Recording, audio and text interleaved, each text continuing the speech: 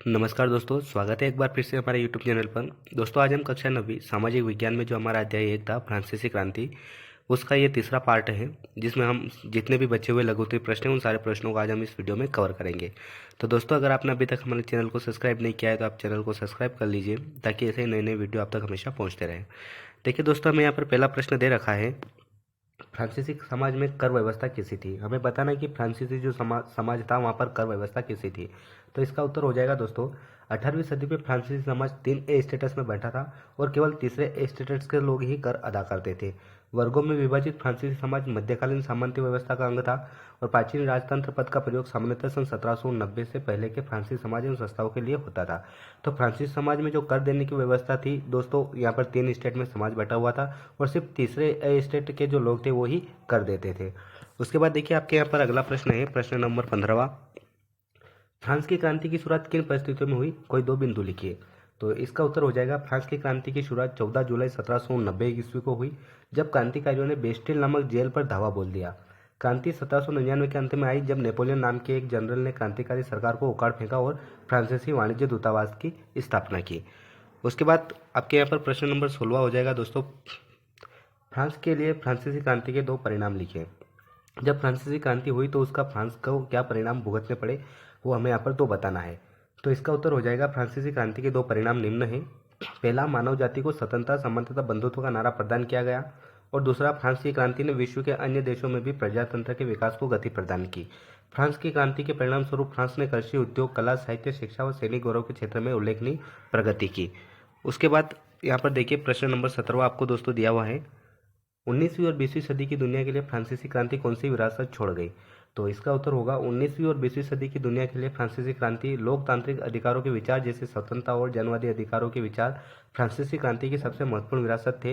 ये विचार 19वीं सदी में फ्रांस से निकलकर बाकी यूरोप में भी फैले। तो 19वीं और 20वीं सदी के लिए फ्रांसीसी क्रांति ने जो विरासत छोड़ी दोस्तों, वो है हमारे लोकतांत्रिक अधिकारों में विचार जैसे कि स्वतंत्रता और जनवादी अधिकारों के विचार फ्रांसीसी क्रांति की हमारे यहाँ पर देन है। प्रत्येक व्यक्ति स्वतंत्र है, ये भी फ्रांसीसी क्रांति से ही लिया गया है। उसके बाद देखिए आपके यहाँ पर अगला प्रश्न हो जाएगा, प्रश्न नंबर 18वां, क्या आप इस तर्क से सहमत हैं कि सार्वभौमिक अधिकारों के संदेश में विभिन्न अंतर विरोध थे। तो इसका उत्तर होगा कि हाँ, सार्वभौमिक अधिकारों के संदेश में नाना अंतर विरोधी थे। पुरुष और नागरिक अधिकार घोषणा पत्र के कई आदर्श स्पष्ट अर्थों से भरे पड़े थे, जैसे समाज के लिए किसी भी हानिकारक कृत्य पर पाबंदी लगाने का अधिकार कानून के पास है, में किसी व्यक्ति के खिलाफ आपराधिक आरोप के बारे में कुछ नहीं कहा गया था। उसके बाद प्रश्न नंबर 19 आपके यहाँ पर हो जाएगा दोस्तों, 19वां प्रश्न है, फ्रांस में लुई 16वें के समय में खजाना खाली होने के 2 कारण लिखे। जब लुई 16वां वहाँ का राजा बना था उस समय फ्रांस का खजाना खाली हो गया था, तो किस वजह से हुआ था उसके हमें यहाँ पर 2 कारण बताने हैं। तो इसका उत्तर होगा दोस्तों आपके यहाँ पर देखिए, पहला कारण हो जाएगा, लुई 16वें के समय फ्रांस की आर्थिक स्थिति दयनीय थी और राजा का जीवन विलासितापूर्ण था। सरकारी व्यय और राज्य की कर व्यवस्था से राज्य चलता था। प्रश्न नंबर 20वां आपके, जोकोबिन्स कौन थे, इन्होंने देश में किस प्रकार आतंक फैलाया।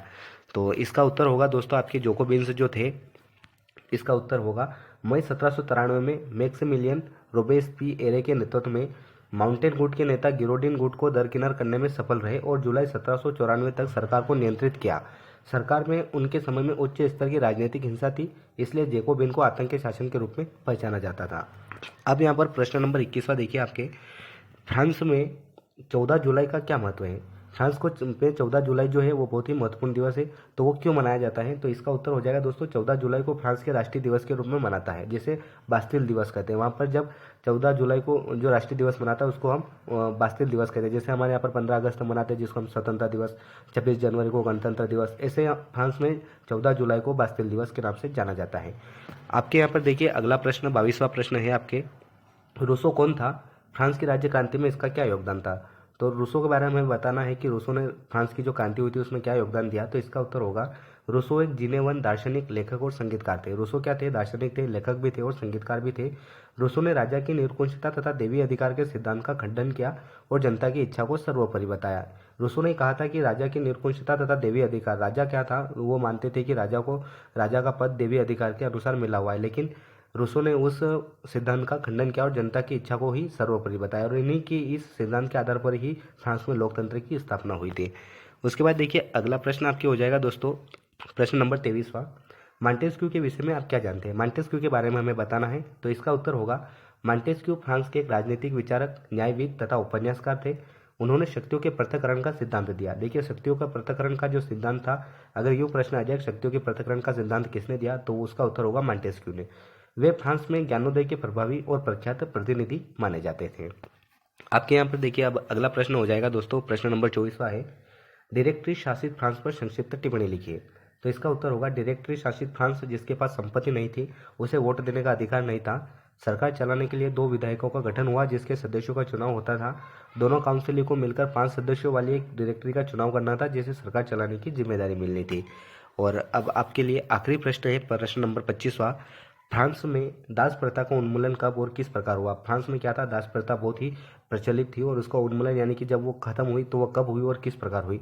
तो इसका उत्तर होगा दोस्तों, सन 1794 के कन्वेंशन ने फ्रांसीसी उपनिवेशों में सभी दासों की मुक्ति का कानून पारित कर दिया। यह कानून एक छोटी सी अवधि तक ही लागू रहा। 10 वर्ष बाद नेपोलियन ने दास प्रथा पुनः शुरू कर दी। फ्रांसीसी उपनिवेशों से अंतिम रूप से दास प्रथा का उन्मूलन 1848 में किया गया, यानी कि फ्रांस में 1848 के बाद ही दास प्रथा पूरी तरह से खत्म हुई थी। बीच में जब यह खत्म कर दी गई थी तो नेपोलियन जब राजा बना तो उसने फिर से इस प्रथा को शुरू कर दिया था।